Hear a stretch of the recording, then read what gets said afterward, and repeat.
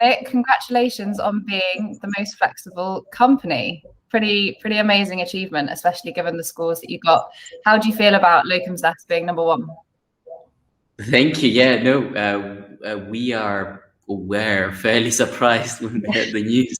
'Cause, you know, apart from a little dance on the side when our comms manager called me to say we were the most flexible company.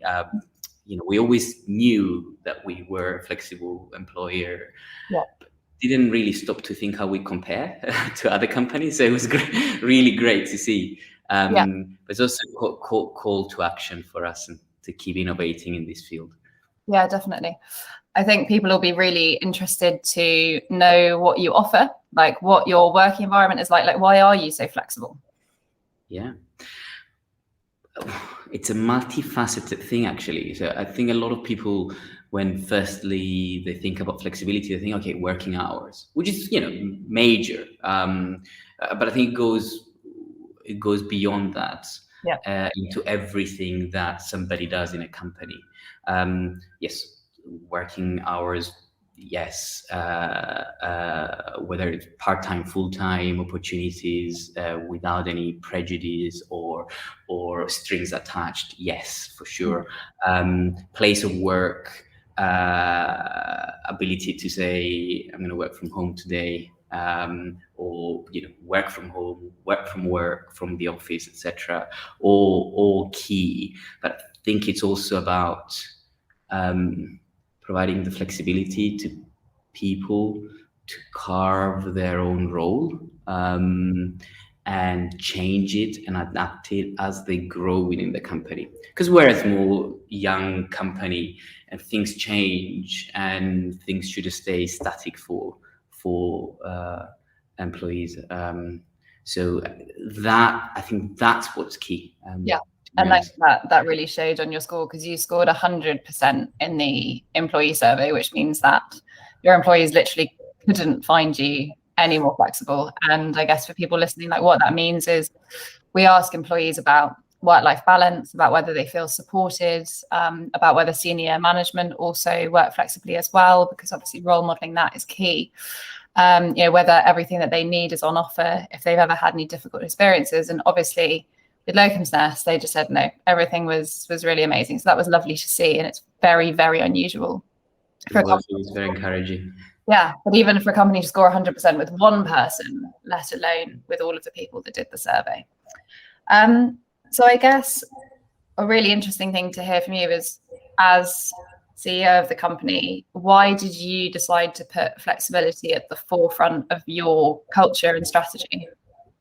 Yeah, it's a good question. I think it goes back to a couple of things. What we do as a company, which is very similar, offering flexible opportunities for hospitals in the NHS, wanting to offer that to their staff. So that's key. And we thought, you know, you can only be a hypocrite if you code and develop software that does that, and not apply that in your own in your own culture. But I think it goes back to, you know, seeing yourself. Yes, I have the role of the employer.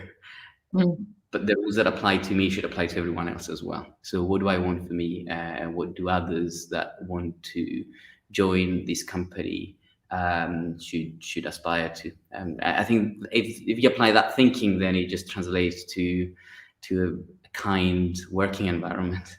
Yeah, absolutely. And I think kindness is kind of at the heart of that. How would you want to work if you were starting your career again or coming into a company and applying that? Exactly. Yeah. I guess, you know, one of my final questions would be, what would your advice be to a company that maybe is a bit less flexible, or they're thinking about starting to embrace flexibility now that obviously so much has changed? Like, what has been pivotal to your success as a flexible company? Yeah, I think it's taking a step back and not trying to think of the little details of, you know, this ticks the box as being flexible. It's thinking about how much do I want to trust the people I work with? And the answer is always a lot, to the maximum. And if you take that step back and say that, then you will allow people the space to come to you with suggestions that they will know you will adopt, or consider, and build a bespoke plan for everybody. And if people know that you will do your best to accommodate them, then that trust, that bond is very strong. And when things are possible, changes, flexibility is possible, then everybody's happy. But even when it's not, for X or Y reason, again, they're part of the process. And I think that's what's key, is communication, really. Yeah, and trust, that two-way trust, I think, is so important. Not fearing that if you ask for flexibility, it will negatively affect the perception of you, and not fearing as a company that if you offer flexibility that someone will exploit it, which I think has definitely been in the headlines a lot recently, of the if people work from home, they exploit it, they don't do anything. But obviously, as you've seen and as we see, that's not very often the case. Yeah, it's a bit short-sighted as a point of view. I think we both agree on that. And to be honest, looking at it from the employer's point of view, which I don't like, because it kind of is only one-sided and a bit selfish. It gives you the results you need. It gives you the productivity boost that you need as an employer, because people don't count the number of hours or the minutes that they work. They just count the output, and I think that's what's what matters. Yeah, definitely, that productivity boost makes a difference. Have there been any other benefits you've seen from being super flexible? Yeah, I think people form lasting relationships with their colleagues more than I witnessed elsewhere, because again, it's that personal sort of touch in people's roles, and they, as a new young company, you can't think of everything, right? So you need people to innovate in every aspect of their role. And if you don't provide that freedom, then that includes flexibility at work, then it's a little bit sterile and a little bit inflexible. And I think that's what we've seen. We've seen people making small and big change, left, right, and center in the company, and that's great, because it keeps the company expanding and achieving its aims. Yeah, and it encourages a bit more of that sort of work-life blend, I guess. Like, if everyone's working flexibly, then you see their dogs, you see their children, they talk about their hobbies, their sports, what they're doing at lunchtime. That often is kept quite separate from work. And as much as we do need boundaries, because obviously otherwise your mental health and sleep and stress levels can really suffer, it's also very nice to know people on a more personal level that you wouldn't get if you were just in an office 9 to 5 every day.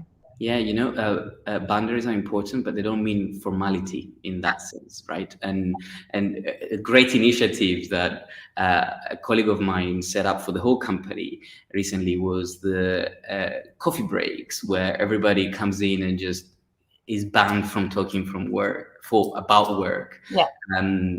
And just to get to know each other a little bit better. I mean, yes, working from home means screen in front of us and not interacting with our colleagues for a year face to face. But these little touches make a difference. Definitely. And to summarize, I guess, obviously from this, there'll be lots of people wishing that they could work for the most flexible company. So for anyone interested in joining, what are your hiring plans? How should they engage with you? What would you like them to do? Yeah, so we are always looking for talent and people that share the same values as Locum's Nest, which are on our website. I think we will start expanding all aspects of the company in the coming weeks and months. So feel free to get in touch. Cool. Well, congratulations again. It was lovely to chat to you about why you're the most flexible company. It's a very, very well-deserved award, and your scores and benchmarking and attitude really shows that it's very well-deserved. Great. Thank you.